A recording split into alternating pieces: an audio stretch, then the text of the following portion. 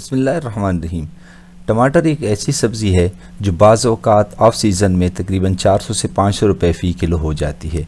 तो इस दौरान मुतवस्सित तबके का इसको ख़रीदना नामुमकिन हो जाता है। आज मैं आपको जो टमाटर का सीज़न होता है उसमें टमाटर चूँकि सस्ते होते हैं और आसानी से मिल जाते हैं, तो मैं आपको इसका पेस्ट बनाने का एक ऐसा तरीका बताऊंगा जिसमें ना कोई केमिकल यूज़ होता है और ना ही कोई प्रिजर्वेटिव। बिल्कुल केमिकल से साफ़ सुथरा नेचुरल तरीके से एक ऐसा पेस्ट जिसको आप साल भर इस्तेमाल कर सकते हैं, जो कि ख़राब भी नहीं होगा और जब भी आप उसको सालन या किसी दूसरी रेसिपी में इस्तेमाल करेंगे तो बिल्कुल ऐसी ही उसका जायका होगा जैसे बिल्कुल ताज़ा टमाटर आपने इस्तेमाल किए हैं। तो सबसे पहले पके हुए और बिल्कुल सुर्ख टमाटर लें। कोशिश करें कि पके हुए और उसको साफ़ सुथरा आप उसको धो लें पानी से, ताकि उससे कोई भी गंदगी या मिट्टी वगैरह जो है वो साफ़ हो जाए।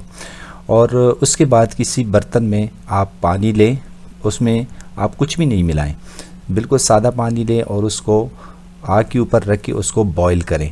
तब बिल्कुल जब पानी बॉईल होना शुरू हो जाता है तो वो जो आपने टमाटर धोए हुए हैं वो इस पानी में आप उसको डाल लें ताकि वो उसके साथ बॉईल हो जाए। लेकिन ख्याल रहे कि आपने उसको मुकम्मल तौर पर बॉईल नहीं करना। जिस तरह आप कम्प्लीटली बॉईल करते हैं उस तरह बॉईल नहीं करना, आपने उस हद तक बॉईल करना है जिसको हम हाफ़ बॉईल कहते हैं, या इतना बॉईल करते हैं कि वो उसकी जो स्किन है वो रप्चर हो जाए, एक साइड से उसमें क्रैक पड़ जाए। टमाटरों को निकाल के किसी बर्तन में डाल लें और उनको कुछ देर के लिए छोड़ दें ताकि वो ठंडे हो जाएं, क्योंकि बॉयलिंग के बाद वो काफ़ी हद तक गर्म होते हैं और आप उसको हाथ नहीं लगा सकते और हाथ जलने का ख़तरा होता है। तो उसके बाद तकरीबन आधा घंटा जब आप उसको रूम टेम्परेचर पर आप उसको छोड़ दें ताकि वो ठंडे हो जाएं, और उसके बाद जो है आप उसका छिलका जो है वो उतारना शुरू कर दें। छिलका इस स्टेज पे उसका बहुत ही आसानी से उसका छिलका उतर जाता है। उसके बाद जो टमाटोज़ हैं या किसी बर्तन में उसको आप जमा करते जाएं, और उसके बाद जो है ये जितने टमाटर आप उसको जमा कर लें उसमें किसी किस्म की पानी की ज़रूरत उसमें नहीं होती। आप उसमें किसी के इजाफ़ी पानी जो है वो आप इसमें नहीं डालेंगे, बल्कि उसका जो अपना नेचुरल पानी जो थोड़ा बहुत उसमें जमा होता है वो आप उसमें रहने देंगे और वो आप उससे नहीं हटाएंगे, क्योंकि अगर वो पानी आप हटा दें तो उसका जो टेस्ट है वो उस तरह नहीं रहेगा जब आप रेसिपी में उसको इस्तेमाल करेंगे जिस तरह के टोमेटो का नेचुरल टेस्ट होता है। अब इस जो टोमेटो को हमने साफ़ किया हुआ है इसको हम किसी भी ब्लेंडर में, किसी जूसर में इसको हम ब्लेंड करेंगे।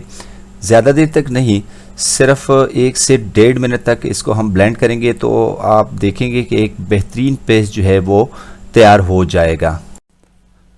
तो 1 से 1.5 मिनट तक ब्लेंड करने के बाद आप देखेंगे कि टोमेटो का एक बेहतरीन पेस्ट जो है वो तैयार हो चुका है। अब ये वाला जो पेस्ट है उसको आप किसी भी एयर टाइट जार में, किसी भी डब्बे में आप इसको महफूज कर लें।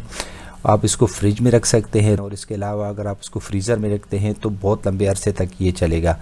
इसको आप जब भी यूज़ करेंगे तो ये एक बेहतरीन और नेचुरल टेस्ट देगा। यहाँ मैं आपको बताता चलूँ कि बाज़ लोग जो हैं वो टोमेटो को जो हैं वो बॉईल नहीं करते, उसका छिलका नहीं उतारते, बल्कि डायरेक्ट ही उसको जो है ब्लेंड करके उसका पेस्ट बना लेते हैं। उसका नुकसान ये होता है कि जब भी आप उसको स्टोर कर लें किसी जार में, किसी डब्बे में, तो उसका जो टोमेटो का जो पानी होता है वो ऊपर आ जाता है और जबकि पेस्ट है वो नीचे बैठ जाता है। जबकि इस तरीके से जो है वो जब भी आप जितने महीनों तक आप इसको स्टोर रखें, कभी भी इसका पानी और पेस्ट जो है वो अलग अलग नहीं होगा। आप चेक कर लें, दोनों तरीक़ों में ये बहुत बड़ा डिफरेंस है। और इसमें सबसे बेहतरीन जो एक ख़ुसूसियत है वो ये है कि इसका जायका जो है वो चेंज नहीं होता। आप जब भी उसको यूज़ करेंगे आपको एक नेचुरल टेस्ट जो है वो आपको खाने को मिलेगा।